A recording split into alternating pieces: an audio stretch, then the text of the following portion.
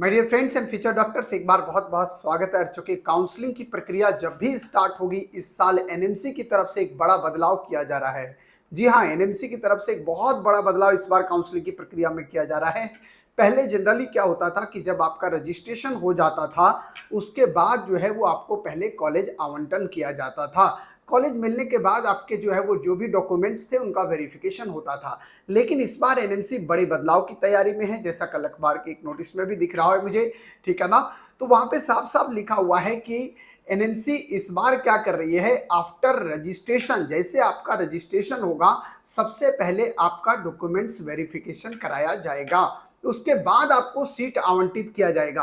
अब आपके दिमाग में आएगा कि सर ऐसा एनएमसी क्यों कर रही है, इससे क्या फायदा होगा। बेसिकली पहले क्या होता था, जैसे आपका रजिस्ट्रेशन हुआ, आपको सीट अलॉट कर दिया गया। जब सीट अलॉट हो गया आपका, आप गए वहां कॉलेज में, फिर वेरिफिकेशन डॉक्यूमेंट्स का हुआ, आपका डॉक्यूमेंट्स इनकम्प्लीट मिला। इनकम्प्लीट मिला मतलब आपका वो सीट खाली रह गया जो आपको मिला था, क्योंकि आपको एडमिशन नहीं मिल पाया।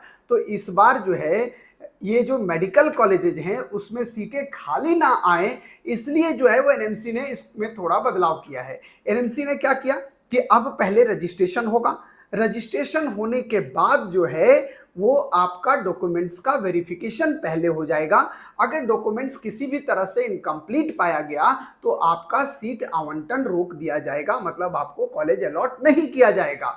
ऐसे में क्या होगा, केवल कॉलेज उन्हीं को अलॉट होगा जिसका डॉक्यूमेंट्स कंप्लीट है, ताकि सीटें खाली ना रहें। तो ये सबसे बड़ा बदलाव एनएमसी इस बार करने जा रही है। दूसरा बड़ा बदलाव ये करने जा रही है कि जो एनआरआई की सीटें पहले होती थी कॉलेजेज में, उनकी काउंसलिंग जो है वो स्टेट कोटे के थ्रू होती थी।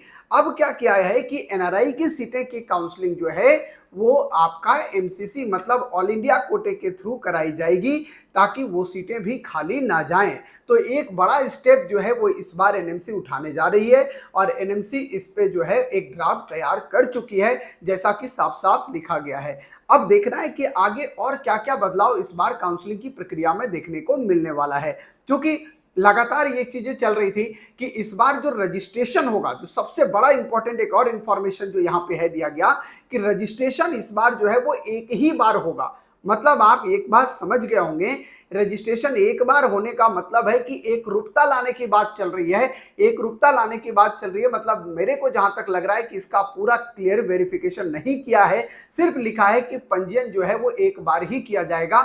इसका मतलब संभवतः ये माना जा रहा है कि ऑल इंडिया काउंसलिंग का भी और स्टेट काउंसलिंग का भी रजिस्ट्रेशन शायद एक ही बार किया जाए। हालांकि इस पे अभी पूर्णतः बहुत वेरिफिकेशन कुछ नहीं लिखा गया है, सिर्फ एक ही लाइन एनएमसी की तरफ से लिखा गया है कि पंजीयन एक बार ही किया जाएगा। अब एक बार करने का मतलब क्या है, या तो इसका दूसरा मीनिंग ये हो सकता है कि भैया फर्स्ट राउंड में रजिस्ट्रेशन या सेकंड में अगर हो गया, थर्ड राउंड में अगर आप कॉलेज को छोड़ते हैं तो आप फ्रेश रजिस्ट्रेशन नहीं कराएंगे, संभवतः ये हो सकता है। तो ये देखते हैं, जब आगे काउंसलिंग की प्रक्रिया शुरू होगी तो इसका डिटेल ब्राउचर हमारे तक आएगा, और फिर मैं आपको बताऊंगा कि एग्जैक्टली इस साल क्या क्या बदलाव होने जा रहे हैं, ताकि आप लोग काउंसलिंग में किसी तरह से कोई मिस्टेक ना करें, और ऐसा ना हो कि आप अपनी मिस्टेक की वजह से काउंसलिंग से बाहर हो जाएं। तो काउंसलिंग से जुड़े जितने भी इंफॉर्मेशन है, या अपनी चॉइस फिलिंग कैसे आपको बनानी है हर राउंड का, उसके लिए आप स्क्रीन पे दिए गए जो नंबर दिख रहे हैं उस पर हमारे साथ रजिस्ट्रेशन करा सकते हैं और हमसे अपनी चॉइस फिलिंग बनवा सकते हैं, ताकि आपको अपने मार्क्स और अपने रैंक के अकॉर्डिंग ऑल इंडिया कोटे या स्टेट कोटे में बेस्ट मेडिकल कॉलेज मिल सके। थैंक यू मेरे साथ बने रहने के लिए। सभी लोग चैनल को सब्सक्राइब करके रखिएगा, जितने भी लेटेस्ट अपडेट आएगा काउंसलिंग और रीनीट के रिगार्डिंग, सारे सबसे पहले मैं आपको प्रोवाइड कराऊंगा।